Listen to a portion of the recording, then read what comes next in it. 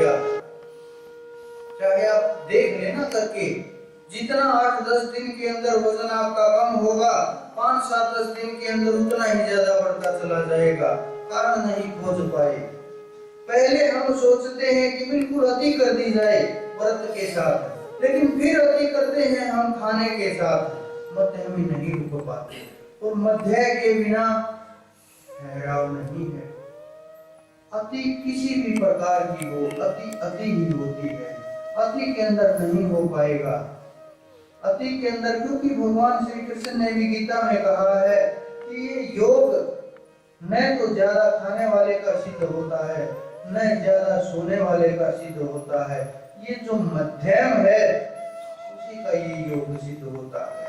तो ये जो योग है, ये है बड़ा आसान, इससे आसान कुछ भी नहीं है। आपने महात्मा देखे बहुत वर्षों से बैठे हुए हैं, हमने भी बहुत महात्मा देखे जो लगातार भजन कर रहे हैं, जिन्होंने बहुत समय बीत गया, 50-50 वर्ष हो गए जिन्होंने कीर्तन करते हुए, कथा करते हुए, लेकिन नहीं पहुंच पाए।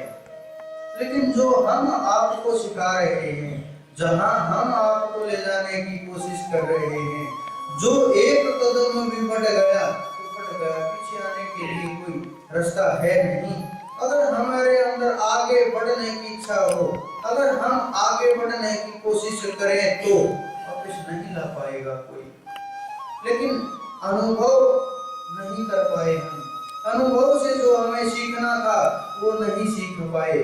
कल भी वही किया, परसों भी वही किया, पीछे भी वही किया, बार बार हम एक ही वस्तु को दोहराए जा रहे हैं।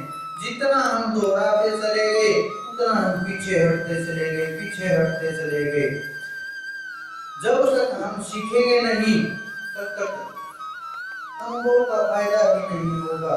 आपने कितने शास्त्र देखे होंगे, कितने वेद ग्रंथ उपनिषद बहुत भरे पड़े हैं संसार के अंदर, आप उनसे कुछ नहीं खोज पाओगे, चाह करके भी नहीं खोज पाओगे। उसका भी कारण है क्योंकि जब हम अपने जीवन से ही नहीं सीख पा रहे, जो हमारे सामने है वही नहीं देख पा रहे, तो जो पुस्तकों के अंदर भरा पड़ा है उसको हम कैसे देख पाएंगे, उससे हम कैसे अनुभव ले पाएंगे, उससे हम कैसे सीख पाएंगे? नहीं सीख सकते, नहीं पा सकते। लेकिन जब हम अपने अनुभव से सीखने लग जाएंगे, सब कुछ अपने आप निकलता चला जाएगा।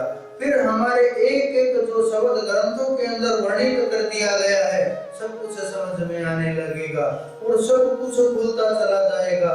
कोई भी द्वार ऐसा नहीं होगा जो बंद हो जाएगा, सब कुछ बिल्कुल टूटता चला जाएगा। ये भ्रम के साथ साथ जितना भी जाल है ये माया का, सबका सब टूट जाएगा। लेकिन हम अनुभव से सीख नहीं लेते।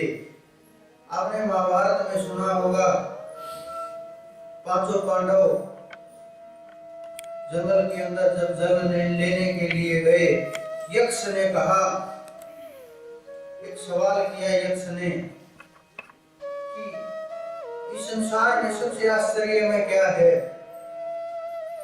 तभी मैं जल लेने दूंगा, तभी ये जल ग्रहण करने दूंगा, वरना तुम्हारे प्राण ले लूंगा। क्योंकि यक्ष को बांध दिया गया था वृक्ष के साथ और नियम बना दिया गया था, वचन दे दिया गया था। आज भी कुछ ऐसी आत्माएं हैं, हमारे पास भी आते हैं, देखते भी हैं, जो बहुत बांध दिए गए हैं, जो खुल नहीं पाते, जो कील दिए गए हैं। तो इसी प्रकार से उसको भी बांध दिया गया था।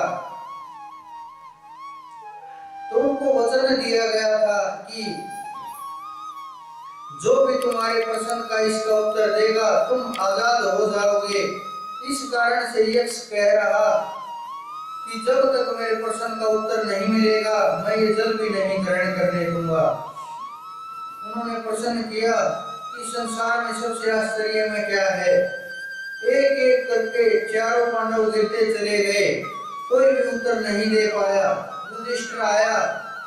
सवाल बड़ा सरल है, आप लोग भी सोचते होंगे कि हम होते उस समय तो उत्तर दे देते, लेकिन नहीं दे पाते। क्योंकि अनुभव ही नहीं, सीखा ही नहीं, जाना ही नहीं।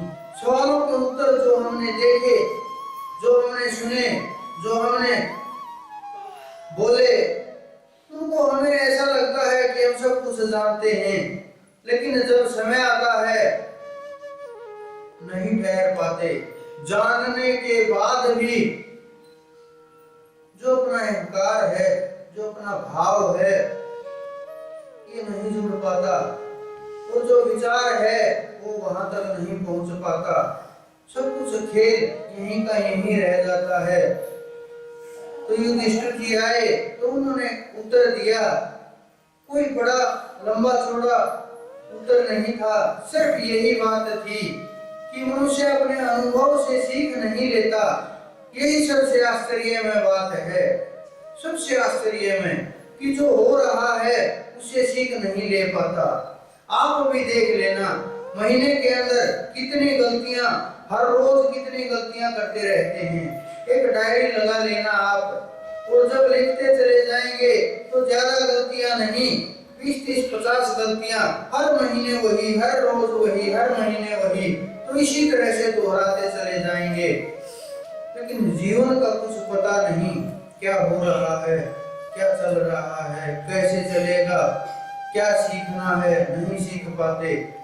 जब हम क्रोध से सीख लेंगे, क्रोध का सार निकाल लेंगे, क्या तत्व निकला है। जब हम काम से सीख लेंगे, जब हम वासना से सीख लेंगे, एक एक वस्तु से हम मोह से सीख लेंगे, माया से सीख लेंगे, अपने प्राय से सीख लेंगे, तो सीखते चले जाएंगे और उसका रस निकलता चला जाएगा। और जो वो रस प्राप्त होगा उसका फिर कोई जोड़ नहीं होगा। जिस प्रकार से आप ये समझें, पुष्पों को एकत्रित किया जाए, फूलों को इकट्ठा कर लिया जाए, वो बहुत ज्यादा दिन नहीं चल पाएंगे। चाहे आप उन्हें तिजोरी में रख लीजिए, चाहे आप उन्हें फ्रिज के अंदर रख लीजिए या स्टोर के अंदर रख लीजिए, ज्यादा दिन नहीं, मुरझाते ही चले जाएंगे, सूखते ही चले जाएंगे, और उनके अंदर बदबू पैदा होने लगेगी और दुर्गंध आने लगेगी।